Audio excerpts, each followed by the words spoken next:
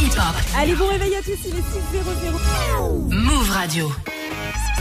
Salut les potes. Salut. Les jeudis et vendredis 25 et 26 novembre, j'ai eu la chance de pouvoir participer en direct sur la radio nationale Move. Mon lycée a accueilli cette radio pendant 2 jours durant lesquels on a pu préparer l'émission Coffee Show, qui est la matinale non-stop de 6h à 9h30. On a également préparé l'Actu Move, qui est un résumé de l'actualité entre 12h et 13h. Les explications, c'est maintenant. Ok, let's go. Le jeudi après-midi, j'ai préparé avec le journaliste Fauzi un résumé de l'actualité pour le Coffee Show. On a interviewé plusieurs lycéens en leur demandant ce qu'ils pensaient du Black Friday. Le lendemain, à la radio, ça donne ça. Difficile de passer à côté, c'est le Black Friday Fauzi aujourd'hui. La journée des grosses promos, ça fait des semaines qu'on voit partout des publicités, qu'on reçoit des SMS, des mails pour nous prévenir. Et des élèves se sont intéressés au sujet. Ils se sont penchés sur la question de savoir est-ce que les plus jeunes profitaient réellement de ce Black Friday. Ils ont pris leur micro-move et ils sont allés poser la question dans la cour de l'école. C'est un peu un moyen pour les jeunes, pour les étudiants qui travaillent pas, etc. d'avoir des petits vêtements par-ci par-là. Et... des fois c'est peut-être pas utile de consommer. Enfin, tu consommes parce que t'as une promo alors qu'on n'en a pas vraiment besoin. Le Black Friday, ça a un peu perdu sa signification parce que c'est censé être juste un vendredi, je crois. Et là, c'est toute une semaine, voire même 3 semaines, donc c'est un peu beaucoup. Pour Noël, on va profiter du Black Friday pour faire des économies. Je préfère acheter de base d'occasion sur Vinted ou ce genre de choses que neuf sur Black Friday. C'est surtout un truc commercial qui sert à faire consommer toujours et encore plus. Et j'approuve pas forcément la société de consommation, alors c'est pas quelque chose que je soutiens. Moi je m'en fous, c'est juste que c'est ma mère qui l'intéresse. Du coup je suis toujours obligée de l'accompagner tout le temps. Des vrais journalistes, Morgane. Franchement, ils sont taqués. Juste avant, je donnais mon avis sur le nouveau son Légende de ROH2F avec Jules. J'ai préféré parler des feats que fait Jules en ce moment qui sont juste incroyables. C'était Légende. On va voir si ça valide dans le public ce matin. Adam, t'es avec qui ce matin? On a avec Yoann le beau gosse. Attention, Yoann le beau gosse. Le son, je l'ai trouvé super bien. Jules, j'aime beaucoup ses sons. Par exemple, aussi, il y a Classico Organisé qui l'a sorti il y a pas longtemps, qui est un super son. Et du coup, le son est carrément validé. C'est carrément validé par vous aussi. Est-ce que c'est validé aussi par vous sur les réseaux Snapchat Move Radio et l'Instagram de Move? À vous de venir nous le dire. Un peu plus tard, j'ai donné une bonne réponse sur un jeu dans lequel Morgane, donc le présentateur, nous posait des questions. En mathématiques, qu'est-ce qu'un dividende? Un dividende, c'est le chiffre qu'on va diviser. Le chiffre de départ, entre guillemets. Ouais. Effectivement, dans une division par exemple, le dividende c'est le nombre qu'on va diviser. Très bonne réponse de Johan. Le lycée qui a 3. Bien joué. Bravo. On a également un professeur de physique-chimie qui est dans mon lycée, il est très connu sur TikTok. Il est venu parler à la radio et vous le connaissez très sûrement, c'est Team THC. Timothée, faut le savoir, c'est une méga star sur TikTok. 700 000 abonnés. Mais même moi je te suis, je viens tout le temps voir tes TikTok, j'aime trop. En fait, comme beaucoup, j'ai commencé pendant le confinement. Ouais. Voilà, fallait bien s'occuper un petit peu. C'est clair. Ouais. Et finalement, j'ai commencé à faire une vidéo sur mon métier de prof. Ça a cartonné, j'ai continué et voilà. Là, je sais que juste avant de passer au micro, t'as donné ton téléphone à une élève qui est en train de te filmer. Ouais, ça fait du TikTok. Il y a une vraie confiance. C'est la relation, c'est exactement la relation de confiance. Les réseaux sociaux, ça permet aussi de faire passer des messages qui sont importants, donc je profite de ça. Et puis bon, je vais pas vous le cacher, c'est toujours agréable quand on s'arrête pour prendre une petite photo. Voilà, TikTok, mais il y a Instagram aussi. Et qu'est-ce qu'on a vu avec Marie? Tu te présentes à l'élection Mister France. On a découvert ça. C'est comment c'est vu, comment... C'est ce samedi. Bah moi, je me suis présenté. En fait, tu vois qu'il est au couchon. En fait, ça fait 2 ans que je prépare ce concours. Et je me suis inscrit l'été dernier, donc voilà, j'ai été sélectionné, j'ai passé les castings. Et donc la finale c'est samedi là. Ouais. Donc vraiment je compte sur tout le monde pour voter pour moi. Vraiment. Franchement on peut t'applaudir avec tous les élèves. Ouais.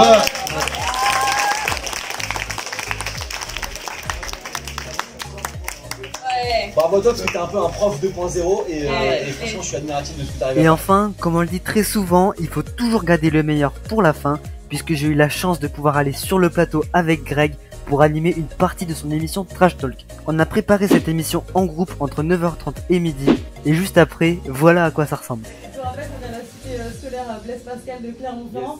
Et aujourd'hui dans le Trash Talk de Move Actu, tu nous parles de Coupe d'Europe. Exactement Sandra. Avec de l'Europa League notamment, hier 5ème journée, l'Olympique de Marseille se déplaçait sur la pelouse de Galatasaray et ça s'est pas super bien passé pour les Marseillais, défaite de l'OM 4-2 L'Olympique de Marseille est éliminé de l'Europa League et la stat qui fait mal, c'est ça, Marseille n'a gagné qu'un seul de ses 19 derniers matchs en Coupe d'Europe. 5 nuls et 13 défaites, mais comme le dit Mohamed Eni, les Turcs étaient peut-être un peu plus motivés. Parce que l'entraîneur de Galatasaray, il t'a fait peur. La vie de ma mère, qu'est-ce qu'il a l'entraîneur de Galatasaray? Son équipe, elle gagne, il est énervé. Son équipe, elle perd, il est énervé. Oh, tu vois sa tête, tu crois que son équipe, elle perd 8-0. Alors ils seront reversés quand même en Ligue Europa Conférence, ils gardent leur 3e place au classement, il reste une journée, et si c'est le cas, ils se retrouveraient face à un 2e de groupe de cette Ligue Europa Conférence, dans ce qui ressemble à des 16e de finale, et ils pourraient se retrouver contre des gros, notamment l'AS Roma ou Tottenham. L'OM est éliminé, mais ça s'est bien passé pour les autres clubs français. Bah ouais, c'est vrai, Sandra, on n'est pas habitué. Monaco jouait hier aussi, victoire 2-1 face à la Real Sociedad. Monaco est assuré de terminer premier de son groupe d'Europa League. Pareil pour l'Olympique Lyonnais qui s'est imposé 3-1 à Brøndby. Je sais que ça fait plaisir à Tanguy qui est avec nous. Il a fait. Toko Ekambi est même le meilleur buteur de la compétition, tu vois. La France est le seul pays qui compte 2 premiers groupes en Europa League, c'est pas mal. Et en Europa League Conférence, Rennes a fait match nul hier 3-3 contre les Hollandais de Vitesse Arnhem. Rennes est aussi qualifié pour les 8e de finale de la compétition. J'ai l'impression que ça se passe bien cette année pour les clubs français. Bah ouais, c'est clair, ça gagne, ça fait du match nul, ça fait des points, c'est bien. Lyon, Monaco et Rennes, c'est bon, ils sont qualifiés. Pareil pour le PSG, on en a parlé hier, qui malgré sa défaite est qualifié pour les 8e de finale de la Ligue des Champions. Lille de son côté est premier de son groupe et est en bonne place pour se qualifier dans un groupe où tout est possible. 4 clubs minimum qualifiés en 8e de finale de Coupe d'Europe, c'est assez inédit. C'est déjà mieux que 9 des 10 saisons précédentes. Et 4 c'est sûr, mais ça peut être plus, puisqu'il y a encore des clubs qui peuvent encore se qualifier derrière. Donc voilà, 4 clubs qualifiés en 8e de finale de Coupe d'Europe, ça fait 11 ans que n'était pas arrivé. Imagine-toi, 11 ans, depuis la saison 2009-2010, à l'époque Nicolas Sarkozy est encore président de la République. Vous savez qui c'est Nicolas Sarkozy ou pas ici quand même. On sait jamais, vite fait. Je demande, il y avait pas beaucoup de... Cette année-là, Clermont devient pour la première fois champion de France de rugby. La classe ou pas? De pompier de Brennus. Les petits histoires cartonnent au cinéma et la France s'éclate sur ça quand même. Et à l'époque on dansait là-dessus. J'imagine bien que ça danse. Bon, en tout cas tout ça pour dire que ça fait un moment. Alors Johan est avec moi, Johan de la cité scolaire Blaise Pascal de Clermont-Ferrand. Johan, est-ce que tu, parce qu'il y a beaucoup de foot, on en a beaucoup parlé ce matin, est-ce que tu penses que cette année est la bonne pour qu'un club français remporte une Coupe d'Europe? Alors pour moi au niveau de la Ligue Europa, on n'a pas été dans une très compétitive et je suis assez mitigé pour la suite de leur parcours. Par contre, pas content parce que Tanguy qui est en face de toi là, qui va prendre la suite, il est pas content du tout là. Vraiment très attention à ce que tu fais. Par contre pour Monaco, ils finissent premier d'une poule très compliquée en battant notamment 2-1 le PSV Eindhoven fin octobre. Donc je pense qu'ils peuvent aller assez loin. Sinon au niveau de la Ligue des Champions, Paris n'est pas dans une très bonne forme, surtout sur le jeu collectif. Ils ont aussi 2 gros joueurs blessés. Mais sinon, il a un très fort potentiel qui peut, je pense, les mener très loin dans ce championnat. Donc finalement, je pense que Lille et Monaco peuvent aller très loin, mais pas assez pour gagner leur équipe respective. Ouais, ce ne sera pas pour cette année d'Europe française, selon Johan. Dommage. On va garder ça en tête et on ressortira ton témoignage. On va ressortir ton témoignage, on verra si tu avais raison. Merci beaucoup en tout cas. Johan, c'est très cool. Greg, c'est bon? On est bon? Ça y est, on a tout fait. C'est bon, on a tout fait. Là, c'est bon.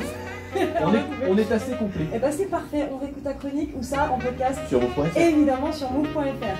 Il s'est bien sûr passé plein d'autres choses durant ces 2 jours, comme un freestyle en live de la part d'un élève de première.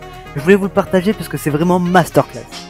Mais la fin d'esclave comme Pikmin, lâcher de bombes sur un pays en ruine, tout le monde déprime, le monde se stream, au moins le temps d'écouter le roi de la rime, mon nom est Maximus Decimus Meridus, à tout jamais serviteur de Rome, j'arrive dans le game aussi plus grand que de bus dans la BA2, no way on, mais je prends mon temps comme dans FF10, qualité de test comme le RS6, machine de guerre comme le MSI, mon freestyle fuse dans toute la galaxie, pas temps de préparation, de programmation, je chante juste pour faire des constatations, du coup dans la vie, tout est logique, les immondices que des immondices, tu fais tes bons mots avec la Lucky Strike, je passe un bon moment devant le Lucky Strike, pour de la Wiimote, je fais des doubles strikes, pour faire l'album d'année avec seulement 6 tracks, et je termine de façon vite, c'est comme un film, les fanatiques de la suite, j'aimerais faire des morceaux à l'infini, lâcher le micro, c'était le boss de la rime.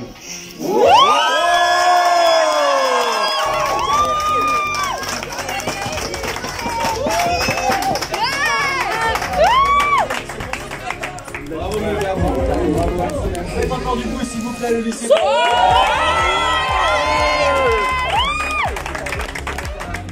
Bref, j'ai résumé l'essentiel de mes 2 jours avec la radio Move. Si vous voulez l'écouter, je vous mets toutes les fréquences de la radio en description. Et bien entendu, cette vidéo c'est qu'un condensé parce qu'on a fait énormément de choses, mais au moins ça me fait un souvenir et c'était ultra cool.